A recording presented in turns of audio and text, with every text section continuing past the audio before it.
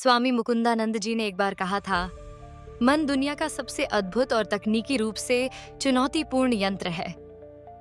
उनका यह विचार बहुत गहरा है और हमें यह समझने की आवश्यकता है कि स्वामी जी क्या संदेश देना चाहते थे।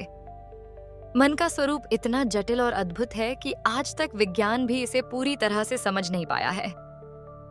इसके संचालन के तरीके और इसके रहस्यों को जानने की दिशा में न जाने कितने लोग, वैज्ञानिक और चिंतक सदियों से प्रयासरत हैं, लेकिन फिर भी इसका कोई निश्चित हल नहीं मिल पाया। स्वामी मुकुंदानंद जी ने यह बताया कि जब हम मन के बारे में बात करते हैं, तो हम केवल एक बौद्धिक और मानसिक प्रक्रिया की बात नहीं कर रहे हैं, बल्कि हम उस अदृश्य शक्तिशाली यंत्र की बात कर रहे हैं जो हमारी दुनिया और हमारे अनुभवों को आकार देता है। मन केवल हमारी इच्छाओं और विचारों का निर्माता नहीं है, बल्कि वह हमारे जीवन को एक निश्चित दिशा में चलाता है। यह एक ऐसी शक्ति है जो अगर सही तरीके से नियंत्रित की जाए तो वह हमें अद्भुत सफलता, शांति और संतोष की दिशा में मार्गदर्शन कर सकती है। लेकिन यदि इसे अनियंत्रित छोड़ दिया जाए तो यह हमें मानसिक उलझन, अवसाद और जीवन की कठिनाइयों में धकेल सकती है। स्वामी मुकुंदानंद जी का यह भी मानना था कि मन केवल एक यांत्रिक मशीन नहीं है, बल्कि यह हमारे आंतरिक संसार की उत्पत्ति है। यह वह जगह है जहां हमारी भावनाएं, इच्छाएं, भावनात्मक प्रतिक्रियाएं और विचार उत्पन्न होते हैं। हम यदि इसे सही तरीके से समझने की कोशिश करें तो हम पाएंगे कि हम अपनी बाहरी दुनिया को जिस तरह से देखते हैं, वही आंतरिक दुनिया हमारे भीतर चल रही होती है। जब हम सोते हैं, लेकिन मन और आंतरिक दुनिया पूरी तरह से सक्रिय रहती है। सपनों में हम अनगिनत अनुभवों को जीते हैं जो हमारे आंतरिक संसार का प्रतीक होते हैं। स्वामी जी कहते हैं, जब हम सपने में यात्रा करते हैं तो हमारी आंखें बंद होती हैं, हमारे शरीर की इंद्रियां निष्क्रिय होती हैं, फिर भी हम दुनिया के किसी भी कोने में पहुंच सकते हैं। यह उदाहरण हमें यह सिखाता है कि आंतरिक संसार बाहरी दुनिया से कहीं अधिक विशाल है। हमारी आंखें बंद होते हुए भी हम कहीं ना कहीं यात्रा कर रहे होते हैं, किसी अदृश्य और अद्भुत दुनिया में खो जाते हैं। यहाँ यह प्रश्न उठता है कि जब हमारी इंद्रियां निष्क्रिय हैं, तो हम देख, सुन और अनुभव कैसे कर रहे होते हैं? यही वह आंतरिक संसार है जो हम रोज अपने भीतर अनुभव करते हैं, लेकिन कभी उसका गहराई से विश्लेषण नहीं करते। स्वामी मुकुंदानंद जी का यह भी कहना था कि मन और बुद्धि का सामंजस्य बहुत जरूरी है। मन हर समय विचारों, इच्छाओं और प्रवृत्तियों से भरा रहता है, लेकिन बुद्धि हमें यह सिखाती है कि हम किसे स्वीकार करें और किसे नकारें। अगर हम बुद्धि का सही इस्तेमाल करें तो हम मन को पूरी तरह से नियंत्रित कर सकते हैं।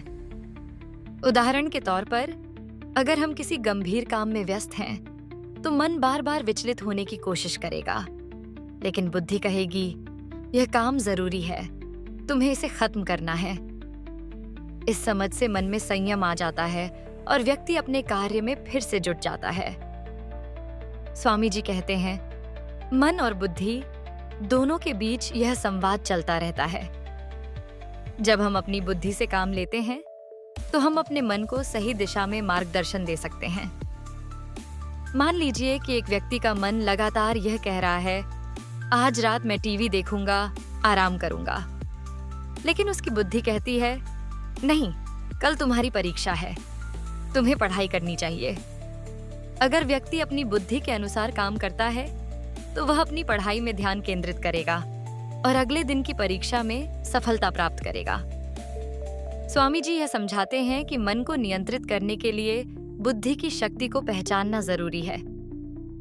अगर हम अपनी बुद्धि को सशक्त बनाते हैं तो हम अपने जीवन में किसी भी लक्ष्य को प्राप्त करने में सक्षम हो सकते हैं। स्वामी मुकुंदानंद जी ने यह भी बताया कि मन हमेशा इच्छाओं से भरा रहता है। इच्छाएं कुछ अच्छे भी हो सकती हैं जो हमें आत्मिक और मानसिक शांति की दिशा में मार्गदर्शन करती हैं, और कुछ बुरी होती हैं जो हमें भौतिक सुखों की ओर खींचती हैं। जब हम अपनी इच्छाओं को सही दिशा में मोड़ते हैं तो हम जीवन में संतुलन और शांति प्राप्त कर सकते हैं। स्वामी मुकुंदानंद जी ने इच्छाओं को 3 मुख्य श्रेणियों में बांटा है। जिनका प्रत्येक पर हमारे मानसिक और आध्यात्मिक जीवन पर गहरा प्रभाव पड़ता है।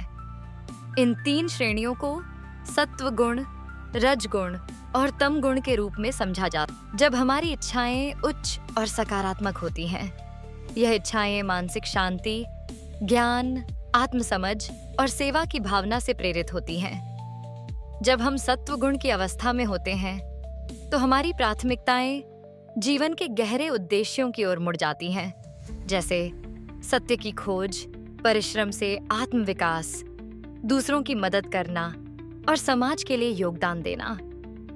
ऐसी इच्छाएं हमें मानसिक संतुलन और आंतरिक शांति की ओर ले जाती हैं। उदाहरण के तौर पर, जब हम किसी अन्य व्यक्ति की मदद करने की इच्छा रखते हैं, तो यह न केवल उस व्यक्ति को लाभ पहुंचाती है, बल्कि हमें भी आत्मिक संतोष मिलता है। सत्व गुण की इच्छाएं हमें अपने जीवन को सरल और समर्पणमयी तरीके से जीने की प्रेरणा देती हैं, और इसी कारण हमें मानसिक शांति और स्थिरता प्राप्त होती है। प्राचीन भारतीय दर्शन, आर्षियों और महात्माओं ने जीवन के प्रति जो गहरे और व्यापक दृष्टिकोण दिए, वे न केवल हमारे व्यक्तिगत विकास बल्कि समग्र जीवन की समझ के लिए भी महत्वपूर्ण हैं। उनके विचारों में एक गहरी सच्चाई छुपी हुई है कि जीवन का वास्तविक उद्देश्य केवल बाहरी सफलता प्राप्त करना नहीं है, बल्कि आंतरिक शांति, संतुलन, आत्मसुधार और आत्मज्ञान की प्राप्ति है। भारतीय अर्षियों और दार्शनिकों ने यही सिखाया था कि जीवन में वास्तविक परिवर्तन एक दिन में नहीं, बल्कि धीरे धीरे छोटे छोटे कदमों से आता है, और यही जीवन में सफलता का मार्ग है। आइए इस विचार को विस्तार से समझते हैं, जिससे हम जीवन में अपने उद्देश्य, लक्ष्य और संतुलन को साकार कर सकें। 1. भगवद गीता और जीवन का उद्देश्य। भगवद गीता भारतीय दर्शन का एक अद्वितीय और महत्वपूर्ण ग्रंथ है, जिसमें भगवान श्री कृष्ण ने अर्जुन को जीवन की सर्वोत्तम शिक्षा दी। गीता में कृष्ण ने ये स्पष्ट किया कि जीवन का उद्देश्य केवल भौतिक या सांसारिक सुखों का आनंद उठाना नहीं है, बल्कि ये आत्मज्ञान और आत्मसमाधान की दिशा में निरंतर प्रयास करना है। गीता का ये संदेश है कि हमें कर्म करने के लिए प्रेरित किया जाता है, लेकिन उसके परिणामों से उन्मुक्त रहकर कर्म करना चाहिए। भगवान कृष्ण ने अर्जुन से कहा था, तुम्हारा काम सिर्फ कर्म करने का है, फल की चिंता मत करो। इसका तात्पर्य है कि हमें अपने कर्तव्यों को पूरा करने में पूरी निष्ठा रखनी चाहिए और उसकी सफलता या विफलता की चिंता किए बिना अपने मार्ग पर चलते रहना चाहिए। यहाँ पर सबसे महत्वपूर्ण बात यह है कि जीवन में सफलता और शांति केवल एक दिन में प्राप्त नहीं होती, बल्कि ये निरंतर प्रयास और धैर्य का परिणाम होती है। गीता में भगवान कृष्ण ने यह भी कहा कि हम यदि निरंतर आत्मनिर्माण की दिशा में कार्य करें और अपने भीतर के विकारों को समाप्त करें, तो हमें आत्मा की शांति और संतुलन प्राप्त होगा।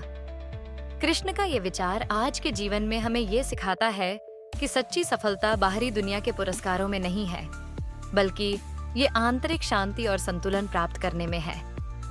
2. महर्षि पतंजलि और योग का निरंतर अभ्यास। महर्षि पतंजलि के योग सूत्र जीवन की गहरी और विस्तृत समझ प्रदान करते हैं। योग का अर्थ केवल शारीरिक आसनों तक सीमित नहीं है, बल्कि ये एक मानसिक, आत्मिक और शारीरिक यात्रा है जो हमें अपने अस्तित्व के उच्चतम स्तर तक पहुंचने में मदद करती है। पतंजलि के अभ्यास और वैराग्य के सिद्धांत इस बात को दर्शाते हैं कि जीवन में किसी भी उद्देश्य को प्राप्त करने के लिए निरंतर प्रयास और अभ्यास की आवश्यकता होती है।